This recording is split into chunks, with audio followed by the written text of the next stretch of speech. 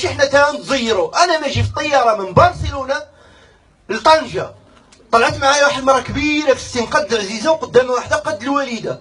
قلت لها مالها الحاجه؟ قالت لي اول مره نطلع في الطياره ودابا خوفانه شمرايلي وكترعى. قلت لها الحاجه اطلق راسك، انا نقول واحد الدعاء وقول معايا.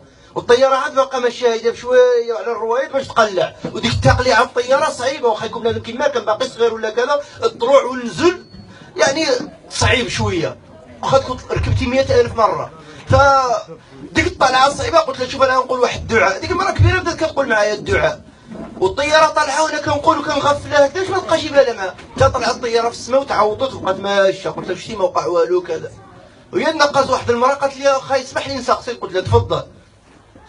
قالت لي عندي واحد بنتي فيها الجن ودابا غنديها لشي فقيه يقرا عليها، اذا كضرب شي فقيه في تطوان وكذا كيخرج الجنون. قلت له انا كنعرف واحد الفقيه كيخرج الكري اللي ما كيخرجش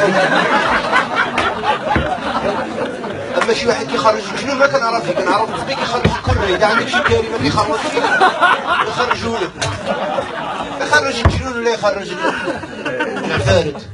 قلت لها قالت لي بنتي فيها الجن. قلت لها شحال عندها من عام هاد بنتك؟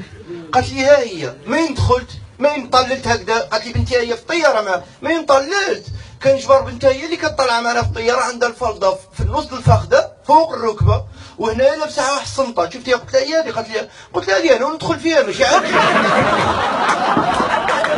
الجن معذور يدخل فيها وخيتي راه قضيه في الرباط. وعاد قالت لك شوف لي شي فقيه، وهذا الفقيه اللي شافه هو خصو اللي يقرا عليها.